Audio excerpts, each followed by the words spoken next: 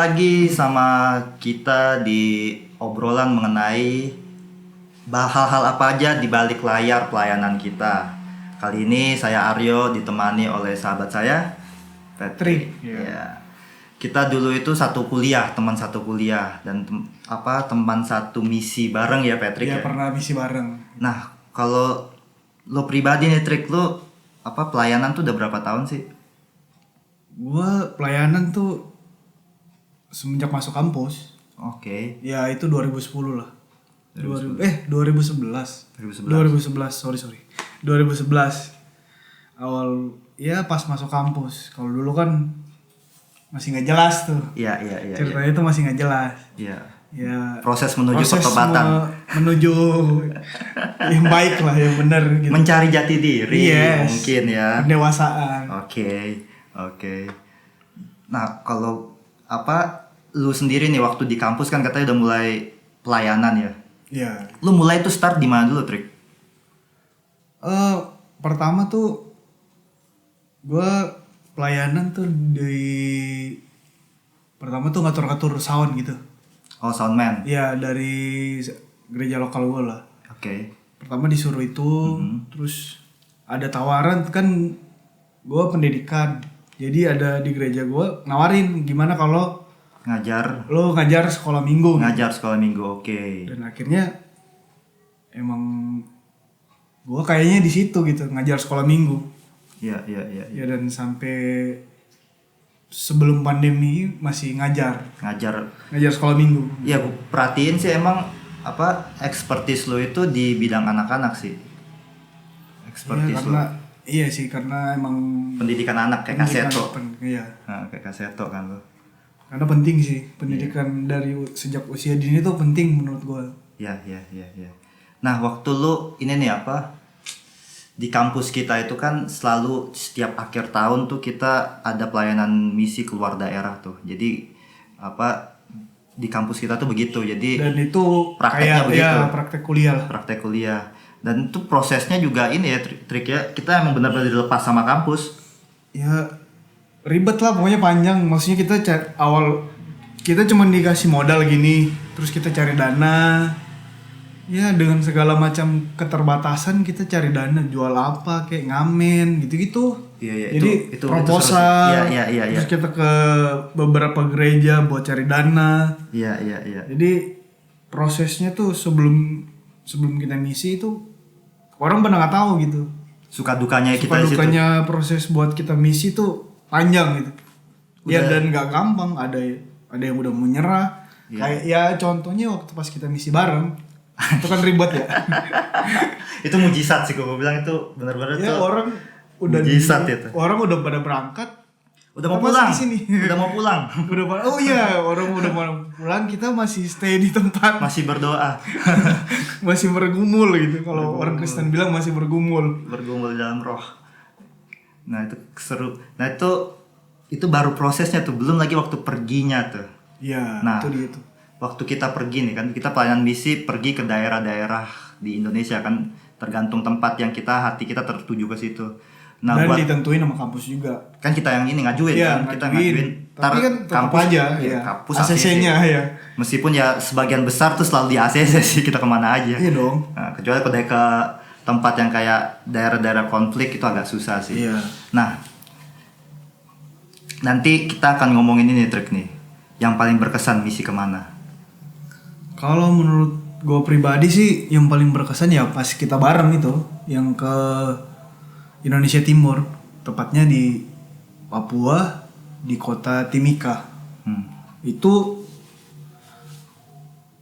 kalau orang bilang kita tuh enak sebenarnya. Orang bilang teman-teman di kampus tuh ngomong, "Wih, enak lah. Lu pada pergi Timika ini maksudnya kita PIC kita oke, gini. Tapi mereka kan nggak lihat prosesnya kita sampai misi gimana. Dan bertahannya kita tuh dari berapa orang jadi tinggal 4 orang. Iya, dan waktu itu pun kalau di tempat lain mereka mungkin ada dosen pembimbing. Kalau kita memang sendiri, ya kita pergi gitu. Iya. Jadi nggak ada pembimbingan gitu. Jadi kita lepas kita lah. benar-benar solo sih kita waktu Emang, itu tuh. ya, dan puji Tuhan berjalan oke. Ya. Nah, waktu kita ke Timika nih, kita apa yang kebetulan satu grup itu ya. Kan kita di Timika tuh, kan berempat tuh. Gue, lu, Hendrik, sama John PK. Iya, Frido. Evangelis. Nah, pas di Timika tuh, gue pribadi Trik, gue orang yang baru pertama kali ke Papua nih. Gue tuh jujur ngalamin namanya shock cultural shock. Nah, lu gimana, Trik? Sama, hampir sama. Soalnya kan kita udah dari sini kan kita udah riset. Maksudnya gue udah lihat-lihat gimana sih Papua itu, orang-orangnya gimana, terus lihat-lihat di TV, terus baca-baca kondisinya seperti apa? Di majalah kondisinya seperti apa. Dan ternyata ada beberapa kesamaan gitu yang gue baca dan gue lihat gitu di beberapa konten-konten YouTube dan di berita-berita lah. Di media-media gitu. Dan ternyata emang jomplang sih. Kalau dari segi apa ya? Infrastruktur mungkin. SDM. Lo lebih ke orangnya. Lebih ke orang. Karena kan emang ya mungkin karena gua basic pendidikan mungkin lo lebih lihat ke situ. Iya. Lebih concernnya tuh SDM-nya. Karena dibayangkan aja kita nih di kota mau keluar rumah aja nih harus pakai sendal. Mereka di pinggir jalan aja nih, nggak pakai sendal. Nyeker. Ya contoh kecil aja itu. Iya, contoh kecil itu. Dari segi sosial kan udah kelihatan. Tapi buat mereka itu hal yang lumrah, Trik. Ya oke, cuman kan ada beberapa kalau menurut gua ya, maksudnya hal-hal kecil gitu yang. Ya meskipun ada juga beberapa sebagian besar di kotanya itu udah pakai sendal lagi gitu kan. Iya, dan terus yang paling alas kaki. Itu kalau gue bisa ini kalau ada apa ya maksudnya orang luar pendatang tuh lebih kayak wadidaw gitu. Iya. Punya inilah ada tempat makan ini sedangkan warga setempat kayak gimana ya? Agak miris lah liatnya. Agak miris. Iya. Liatnya. Nah, itu dari lu liatnya orangnya gitu kan. Nah, yang gue menarik itu ternyata di Timika ini juga ada banyak orang yang migrasi ke situ, pendatang ke situ. Pendatang. Dan sebagian besar tuh orang-orang Manado, Dang. Oh iya. Kan? Ada hampir enggak sebagian juga sih, cuman ya cukup banyak lah. Cukup banyak ada orang-orang dari daerah gue. Nah itu berarti gue kan nggak pernah nih, gue belum pernah jujur ke Manado, gue nggak tahu orang Manado seperti apa. Yang gue tahu orang Manado itu ya lu sama Gerard sama anak-anak di kampus lah yang Manado ini, ya kan. Nah lu sendiri lu melihat nggak dalam artian kebudayaannya orang Timika yang asli situ sama orang Manado situ apa nih? Apakah mereka bercampur kah atau seperti apakah? Kalau yang gue lihat sih ada beberapa dari segi yang paling terpenting sih toleransinya. Maksudnya bisa menerima orang lain datang gitu-gitu. Dan kalau di gue pribadi kan ya kayak kita punya moto tuh di Manado tuh di Sulut. Apa? Punya moto kan. Namanya tuh Torang Sama Basudara. Oh, torang semua basudara. Ya, jadi Torang Sama Basudara itu artinya tuh kita semua bersaudara, nggak memandang gitu. Jadi dan itu dijalankan bukan cuman sekedar moto doang, Jok. Jadi itu ya contoh ada beberapa kegiatan di daerah. Misalnya kalau acara pengucapan syukur itu tuh semua orang dari walaupun mereka nggak kenal lu diundang. Rumah diundang tuh makan. Walaupun okay. Siapa ayo datang masuk makan. Jadi menerima gitu. Jadi nggak memandang lu siapa. Gue siapa. Jadi ya jadi kayak keterikatan gitu lah, maksudnya ada lebih, rasa persaudaraan. Iya, persaudaraannya tuh lebih erat dan itu gue alamin selama gue di Manado. Di Manado. Ketika gue datang ke sini ke ya Jabodetabek lah, itu perbedaannya jauh. Okay.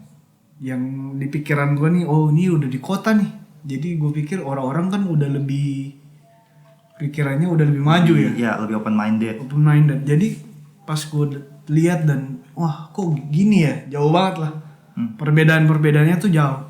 Jadi dari segi toleransi itu tuh kalau gue pribadi ya, bukan opini orang lain, kalau gue pribadi agak kurang. Kalau balik lagi ke Timika, itu kita bisa lihat ya, kita kan contohnya, kita datang disambut baik. Iya. Jadi di datang ke rumah disambut dengan baik, kasih makan apa. Yes.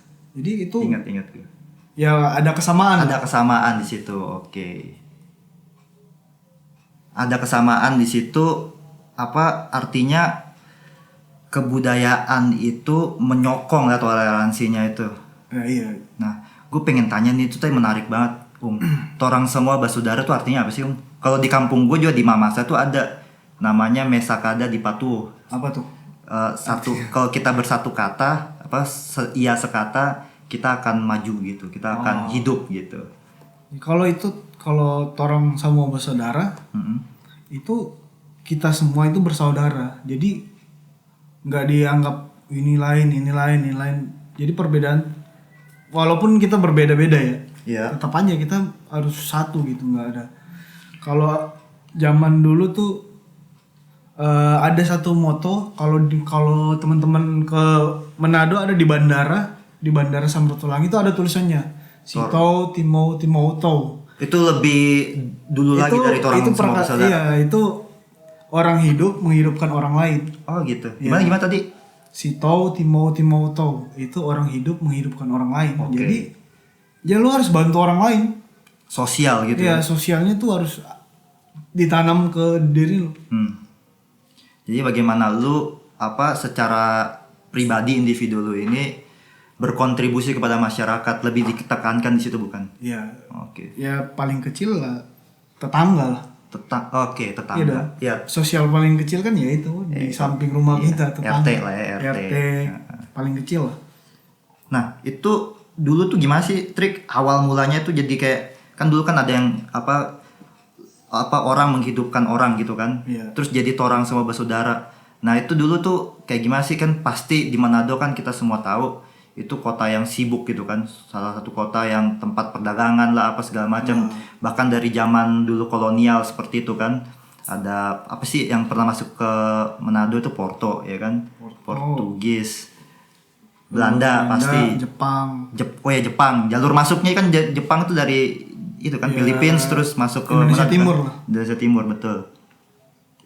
Nah itu gimana trik, maksudnya ini kan banyak kultur ya, maksudnya bukan cuma kultur Nusantara tapi kulturnya orang Jepang tuh, Jepang beda lagi, Portugis beda lagi, Belanda beda lagi. Itu gimana orang Manado di kampung lu lah, maksudnya lu sebagai orang Manado zaman dulu itu kayak gimana sih sampai enak gitu hidupnya di sana itu? Nggak tahu ya, itu karena emang kalau menurut sejarah sih, kalau yang gue tahu ya, kalau teman-teman bisa kasih ini komen deh.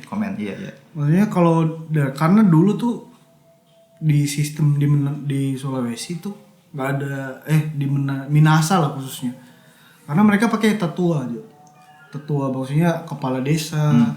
Tuh ada tuh bahasa Minahasanya. Jadi terus mereka setiap kali ada mau apa-apa, jadi tuh harus ada kayak, kalau sekarang tuh ada rapat desa gitu. Okay. Ada beberapa desa tuh harus rapat. Oh, berarti dari dulu emang demokrasi. Jadi dari dulu emang udah kebentuk, Jo. Iya, demokrasi juga mereka kan? Iya, demokrasi juga. Cuman dari mungkin karena budaya kita itu udah, dan sekarang pun udah bercampur dengan budaya luar. Kan ada beberapa negara yang datang juga, terus ada sampai sekarang pun ke bawah. Misalnya contoh dari bahasa. Yes. Bahasa Manado kan itu resapan dari beberapa bahasa nih. Belanda. Portugis, sama ada Belanda, tapi paling kental sih ini dua. Dua itu kan, dua Belanda ini. Portugis kan. Belanda dan Portugis. Ya sosialnya tuh emang gitu, makanya sampai sekarang masih melekat gitu. Melekat. Dari zaman, dan di Manado sendiri itu tuh misalnya nih, kita ada beberapa tempat, ada kampung Arab, kampung Cina, ada orang Yahudi gitu. Oh, Yahudi juga ada di Manado. Ada. komunitas mereka tuh ada. Menarik, Banyak. Dan banyak. Gue baru tahu sih. Dan lumayan banyak. Ada komunitas. Kan ada di daerah Pondano kalau nggak salah ada tabutnya kan. Oh ada. Ada kalau teman-teman bisa. Kayak sinagognya gitu. Sinagognya mereka tuh ada. Oh iya sih.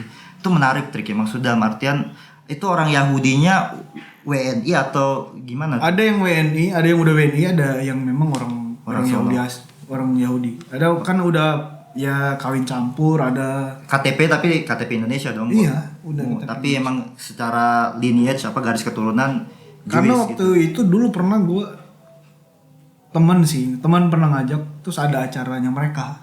Jadi ya lu kalau datang ke acaranya mereka ya lu lihat datang pakai talit-talit itu. Iya karena lu lihat mirip-mirip ya gimana sih bagusnya daerah Timur Tengah. Yes. Tari-tarian gitu-gitu ada. Dengan lagu-lagunya mereka itu ya. Iya ada main-main kecapi gitu. Jadi okay. menarik sih. Ada beberapa budaya tuh di Manado yang menurut gue menarik. Dan sampai sekarang pun mereka hidup rukun gitu. Oke, ini gue mau nanya nih kerukunan nyantar nih. Karena mungkin kebawa dengan orang setempat. Betul. Itu sama yang tadi itu kan orang semua bersaudara. Nah itu menarik nih, makanya gue bilang tadi kan gue mau bahas nih kerukunannya nih. Ini soalnya kan ada banyak warna ya. Banyak warna. Gue kaget tadi ada Yahudi juga, komunitas Yahudinya ada, komunitas Arab ada, komunitas Chinese people juga ada, orang Tionghoa juga ada. Banyak. Nah itu gimana Trik? Maksudnya ya ini kan ada perbedaan-perbedaan nih. Perbedaan itu kan ada, nggak cuman Kristen di sana kan, meskipun mereka mayoritas di sana Kristen. Mayoritas Kristen sih. Ada juga orang Islamnya.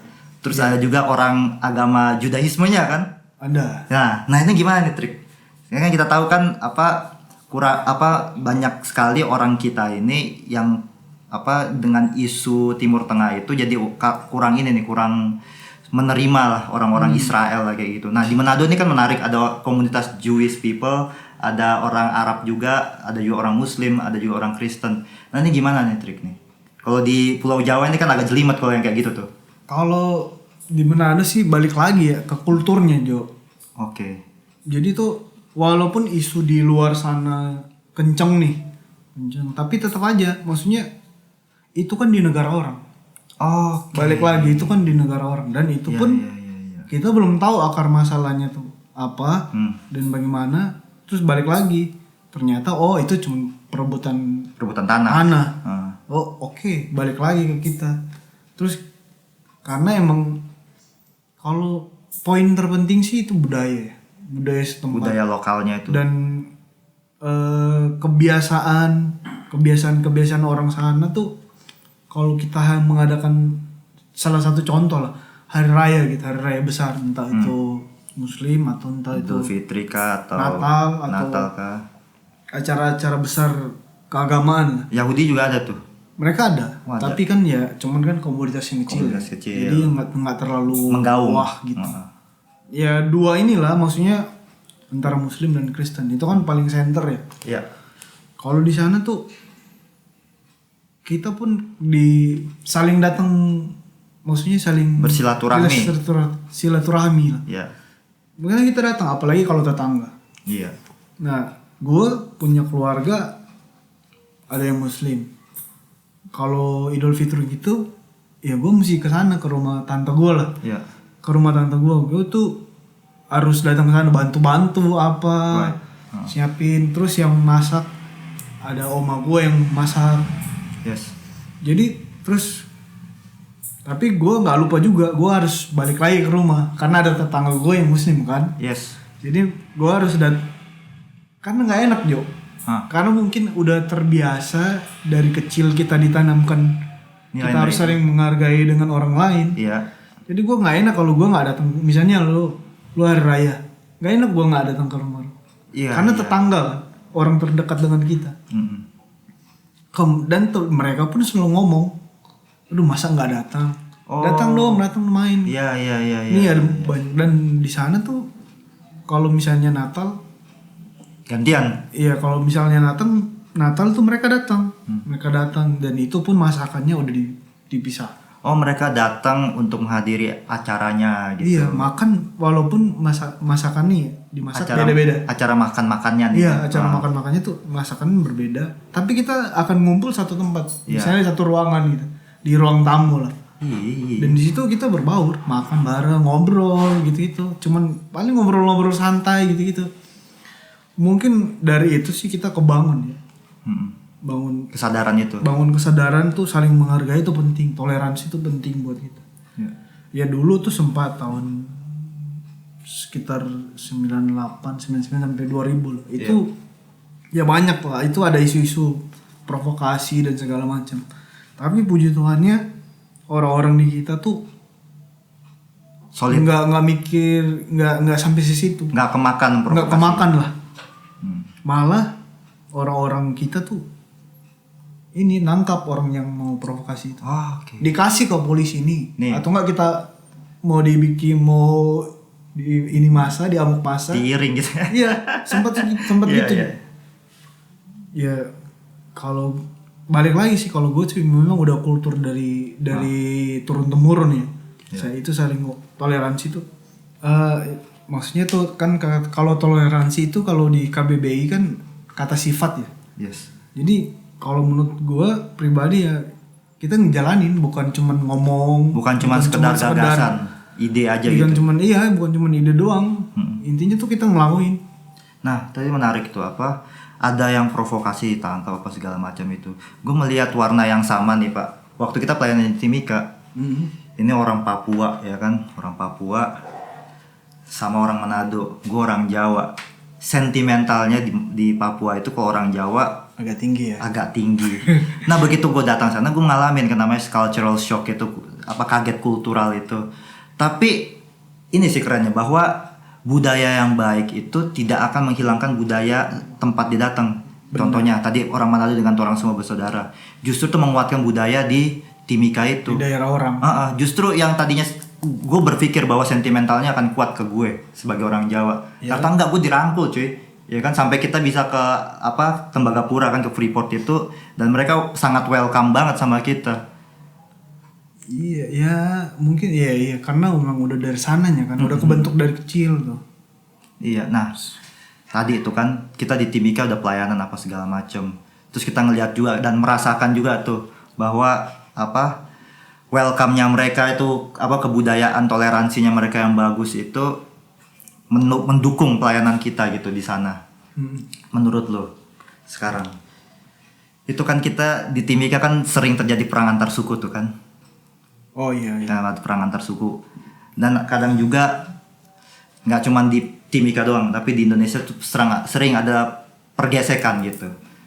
Tapi kita semua tahu kan bahwa DNA-nya bangsa ini DNA yang gotong royong satu, terus saling menghargai gitu kan. Makanya orang suka datang berdagang ke bangsa kita dulu, baik waktu masih modal Nusantara atau waktu kita udah jadi NKRI Indonesia. Iya. Nah, menurut lo Trik, yang bikin kita sering berantem itu apa sih? Sebenarnya balik lagi, kalau gue sih pribadi lebih ke concern SDM-nya. Lu lihat ke manusianya nih. Iya, manusianya. Maksudnya kalau dari kecil kita udah tanamkan arti toleransi, dan kita maksudnya jangan cuman ngomong kasih ini materi toleransi gini-gini.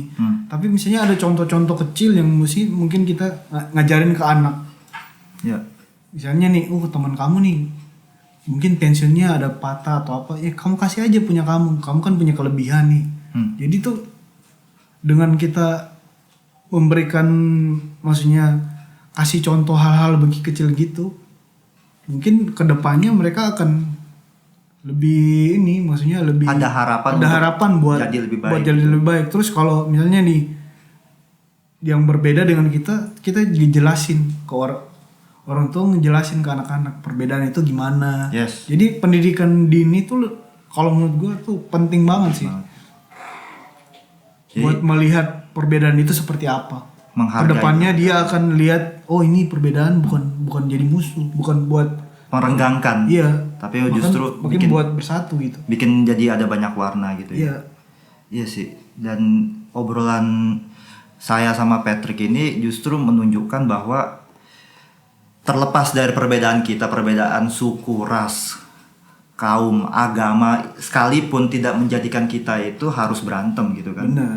Justru dengan kita belajar moderasi beragama, kita pun mengakomodasi namanya perbedaan kultural di situ, sehingga bisa ada pembicaraan, iya, gitu, ada dialog. Ada gitu. dialog, saling merangkul gitu. Iya, dan gue percaya banget bahwa ketika dua orang beragama contohnya gitu kan, atau dua orang yang berbeda sukunya atau berbeda pandangan hidupnya, saling bertemu gitu, yang mereka tukar tuh bukan bertukaran iman gitu, tapi bertukaran cara pandang. Cara pandang. Iya. Dan justru ketika kita bertukaran cara pandang, kita belajar akhirnya itu tadi menghargai. Oh ternyata lu kayak begini. Oh ternyata teman gue kayak gini. Oh ternyata gue kayak gini. Jadi ada, kalau di Kristen itu ini Pak, besi menajamkan besi. Yoi. Yongs. Jadi Makin gacor kan besinya. Makin tajam. iya. Jadi apa ya trik ya? Tadi pelajaran yang dari lu tuh, budaya lu itu menarik banget, bahwa dengan kuatnya nilai kultur saling menghargai itu, provokasi kayak gimana pun bisa diselesaikan. Bahkan orang masyarakat sendiri pun menolak adanya provokasi. Iya. Nah gitu teman-teman. Jadi kata penutupnya adalah hargailah budaya lokal kita. Dengan demikian kita pun belajar menghargai teman-teman kita dan belajar beragama dengan baik. Karena sejatinya agama itu benar, caranya beragama yang perlu disesuaikan dengan agama itu sendiri, karena agama semuanya mengajarkan kebaikan. Saya Aryo. Saya Patrick. Sampai jumpa di podcast berikutnya. Bye guys.